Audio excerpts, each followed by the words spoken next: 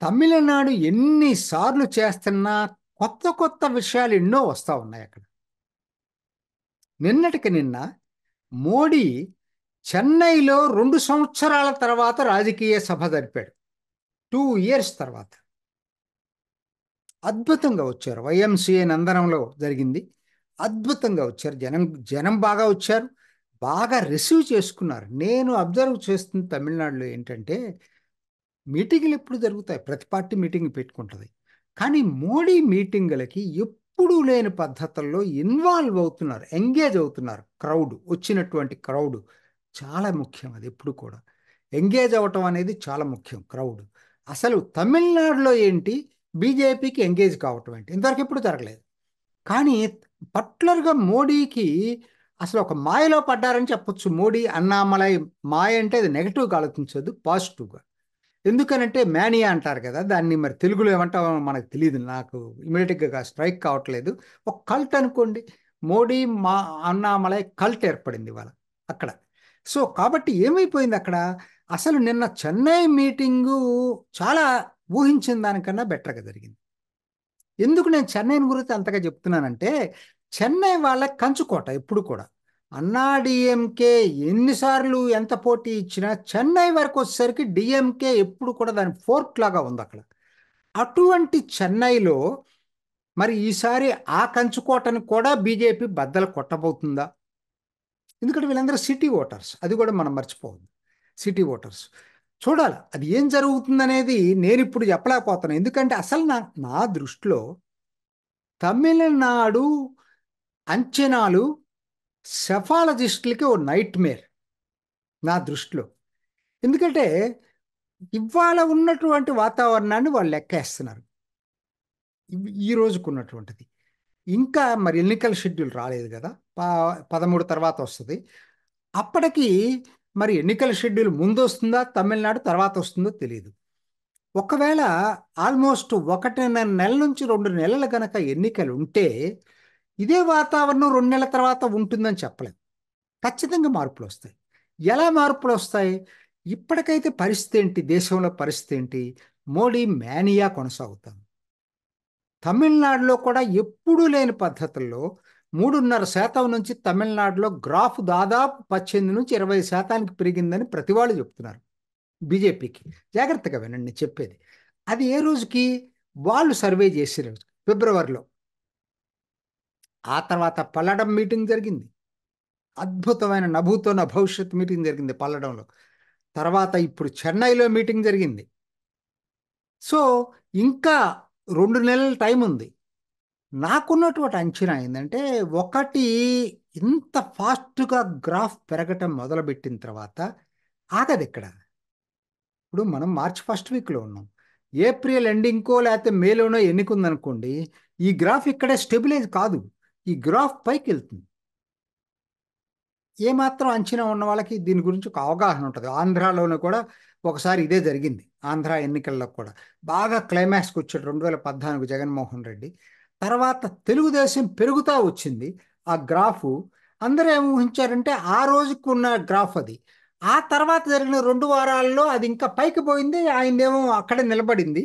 1% gap తోటి చంద్రబాబు నాయుడు గెలవటం జరిగింది. సో ఎన్నికలు అట్లా ఉంటాయి ఎన్నికల్లో. సో తమిళనాడులో ఇవాళ 20% ఉండుంటే బీజేపీ, జాగ్రత్తగా వినండి, 2 నెలల్లో ఈ పెరిగే గ్రాఫు కనీసం ఇంకొక 10% పెరిగిందనుకోండి. పెరగటానికి ఛాన్సెస్ కూడా నేను చెప్తున్నా ఏంటనేది. పెరగటానికి ఛాన్సెస్ ఏంటంటే, ఒకటి, ఇప్పటికీ సర్వే సంస్థల అంచనాల ప్రకారంగా 35% అటు ఇటుగా డిఎంకే కూటమికి ఉందనుకున్నాం. కూటమికి ఉంది. ఒక 20% అటు ఇటుగా అటు అన్నాడీఎంకేకి ఇటు బీజేపీకి ఉందనేది వాళ్ళ అంచనా. 17 నుంచి 20% మధ్యలో, ఒకరు ఎక్కువ ఒకరు తక్కువ ఇస్తున్నారు, పక్కన పెట్టేసేయండి. కాకపోతే అది ఈరోజు అంచనా. మార్చి ఫస్ట్ వీక్ నుంచి ఎన్నికల తేదీ దగ్గర పడే కొద్ది కూడా త్రిముఖ పోటీ జరిగే బదులు ద్విముఖ పోటీగా మారే అవకాశాలు మెండుగా ఉన్నాయి. ఇది మనం మర్చిపోవద్దు. ఎప్పుడూ కూడా ప్రజలు ఎట్లా ఉంటుందంటే, ఇప్పుడు డిఎంకే గెలుస్తుంది అని అనుకున్నప్పుడు యువతల వైపు ఒకరికే ఓటేయడానికి ప్రయత్నం చేస్తారు.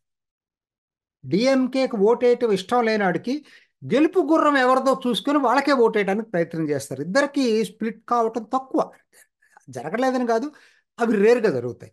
సో కాబట్టి నా అంచనా ప్రకారం ఏంటంటే ఎన్నికల ప్రచార సరళి కూడా ఎలా ఉండబోతుందంటే ఉద్దండులు ఇద్దరు. అసలు ఆ ఎన్నికల మీటింగుల్లో అన్నామలై మాట్లాడేది, ఎందుకంటే ఆయన స్టాటిస్టిక్స్తో సహా నిన్న చూసాం కదా ఏఐ విషయంలో అన్నామలై వర్సెస్ రాహుల్ గాంధీ ఎంత వైరల్ అయిందో.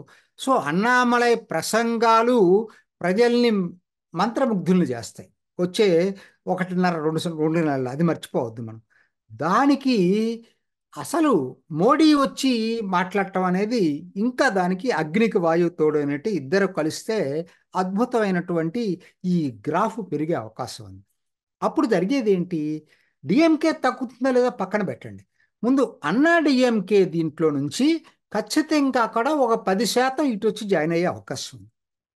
సో కాబట్టి ఇప్పుడు 20% ఉన్నటువంటిది బీజేపీ 30%కి వెళ్ళినా ఆశ్చర్యం లేదు.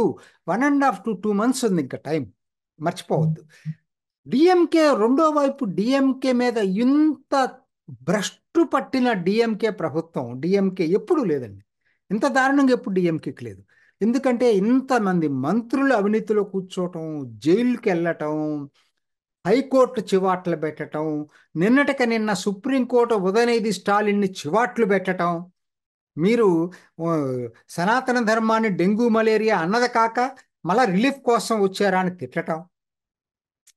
అసలు మీ ఇంత ఆత్మరక్షణలో డిఎంకే ఇప్పుడున్న ఆత్మరక్షలు ఎప్పుడూ లేదు. ఈవెన్ చెన్నైదండి, ఎంత వండర్ఫుల్గా చెప్పాడు నిన్న మోడీ. వాళ్ళు ఫ్లడ్ మేనేజ్మెంట్ చేయకుండా ప్రభుత్వంలో ఉండి మీడియా మేనేజ్మెంట్ చేసే పనిలో నిమగ్నం అయిపోయారు. చాలా అద్భుతంగా కంపేర్ చేశాడు రెండింటిని కూడా. అందుకనే ఆయన ఆయన మాటలకి పడని వాళ్ళు ఎవరు ఉండరు. సో కాబట్టి ఏంటి, ఇవాళ నేననేది ఈ ఫ్యాక్టర్స్ అన్నీ అప్పుడే అవలా, ఈ ఫ్యాక్టర్స్ అన్నీ కూడా వచ్చే 1.5 monthలో జరిగే అవకాశం ఉంది. సో ఇప్పుడున్న ట్రయాంగులర్ కాంటెస్ట్లా బైపోలార్ కాంటెస్ట్ కింద మారే అవకాశాలు మెండుగా ఉన్నాయి. అదే జరిగితే జరగబోయేదేంటి అది కూడా ఆలోచిద్దాం. అది జరిగింది అనుకోండి, జరగబోయేది ఏంటి, మీరు ఇప్పుడు ఏదైతే అంటున్నారో బీజేపీకి ఒక 3-4 వస్తాయని నిన్నే ఒక సంస్థ ఇచ్చింది, ఇండియా టీవీ. అట్లానే అన్నా డిఎంకేకి 4 వస్తాయని, డిఎంకేకి 20 వస్తాయని, కాంగ్రెస్ 6 వస్తాయని ఇలా ఇచ్చుకుంటా వెళ్ళారు వాళ్ళు. ఇవన్నీ తారుమారు అవుతాయండి, అన్ని తారుమారు అవుతాయి. ఎందుకనంటే 20% వేరు, 30% స్థాయికి వచ్చిన తర్వాత యాంటీ ఇన్కంబెన్సీ డిఎంకే ఫ్యాక్టర్ కూడా యాడ్ అయిందనుకోండి, 4 గ్రూప్ ఆఫ్ ఓటర్సే డిఎంకే కూటమితో మిగిలేటట్టు కనపడుతున్నారు. ఇండిపెండెంట్గా ఆలోచించే ప్రతివాడు కూడా ఈసారి డిఎంకేకి ఓటేస్తారని నాకైతే డౌట్ వస్తుంది. ఇంత యాంటీ ఇన్కంబెన్సీ ఉన్నప్పుడు చాలా కష్టం. ఇంతగా డిఎంకే రిసీవింగ్ ఎండ్లో నాకు తెలిసి ఎప్పుడూ లేదండి. అన్ప్రెడిక్టబుల్గా రిజల్ట్స్ వచ్చినాయి, అన్నా డిఎంకే స్వీప్ చేయటాలు అటువంటివి జరిగినాయి, కానీ డిఎంకే మీద ఇంత అన్ప్రెడిక్టబుల్ పరిస్థితి ఎప్పుడు లేదు. సో కాబట్టి ఇవాళ నాకున్నటువంటి ఆలోచన ఏంటంటే perceptions will change gradually in Tamil Nadu. బెంగాల్లో, త్రిపురలో ఎలాగైతే ఊహించని పద్ధతుల్లో బీజేపీ పైకి వచ్చిందో అదే పద్ధతుల్లో తమిళనాడులో బీజేపీకి పార్లమెంట్ ఎన్నికల్లో అనూహ్య ఫలితాలు, ఆశ్చర్యకర ఫలితాలు వచ్చే అవకాశాలు మెండుగా కనపడుతున్నాయి నాకైతే. ఇది ఇవాళకి నాకున్నటువంటి అంచనా. ఎప్పటికప్పుడు మీకు జరుగుతున్నటువంటి పరిణామాలను గురించి నేను చెప్పడానికి ప్రయత్నం చేస్తాను. నా లాజిక్ ఇది మీ ముందు పెంచుతున్న ఈ లాజిక్. చూసారు కదండి, మరి ఈ వీడియో కనుక మీకు నచ్చినట్లయితే ఒక లైక్ కొట్టేసి మీ అభిప్రాయాన్ని కూడా కామెంట్ బాక్స్లో తెలియజేస్తూ ఇలాంటి ఇంట్రెస్టింగ్ అప్డేట్స్ కోసం మా ఛానల్ని సబ్స్క్రైబ్ చేసుకోండి.